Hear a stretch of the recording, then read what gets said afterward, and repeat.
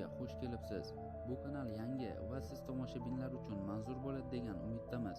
Agar sizlarga foydamiz tegayotgan bo'lsa, kanalimizga obuna bo'lishni unutmang. Qani unda boshladik. O'zbekistonliklarning o'rtacha oylik ish haqi to'g'risida ma'lumot berildi. Ta'lim sohasi bo'yicha o'rtacha oylik nominal hisoblangan ish haqi 1,9 million so'mni tashkil etdi. 2020-yil yanvar-iyun oylarida O'zbekiston bo'yicha yuridik shaxs maqomiga ega bo'lgan korxona va tashkilotlarda ishlovchilarning o'rtacha oylik nominal hisoblangan ish haqi 2,5 million so'mni tashkil etib, 2019-yilning mos davriga nisbatan 21,6% ga oshdi. Davstatqum xabariga ko'ra, o'rtacha oylik nominal hisoblangan ish haqining respublika bo'yicha o'rtacha ko'rsatkichidan sog'liqni saqlash va ijtimoiy xizmatlar ko'rsatishda 30,4% ga, ta'lim sohasi 22,9% ga sezilarli darajada past bo'ldi. Shu bilan birga bank, sug'urta, lizing, kredit va vositachilik faoliyati 13,7% ga, axborot va aloqa sohasi 62,2% ga respublika bo'yicha o'rtacha ko'rsatkichdan sezilarli darajada yuqoriligi kuzatildi.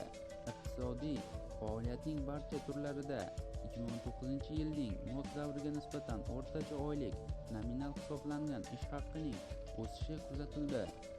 Ayniqsa, bank, sug'urta, lizing va kredit vositachilik faoliyatida 33,4% ga, tashish va saqlash sohasida 28,5% ga sezilarli o'sish kuzatildi.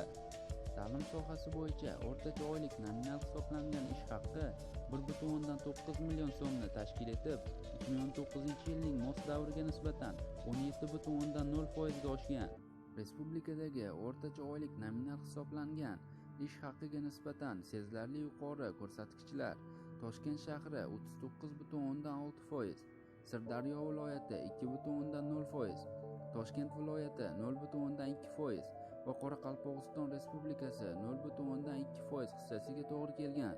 Shu bilan birga 10 ta hududda ushbu sohadagi o'rtacha oylik nominal hisoblangan ish haqining respublika o'rtacha ko'rsatkichidan past ekanligi kuzatilgan. Respublikadagi o'rtacha oylik ish haqiga nisbatan sezilarli past ko'rsatkichlar: Surxondaryo viloyati 95,6%, Xorazm viloyati 92,0%, Farg'ona viloyati 90,9% hamda Qashqadaryo viloyati 88,7% hissasiga to'g'ri kelgan.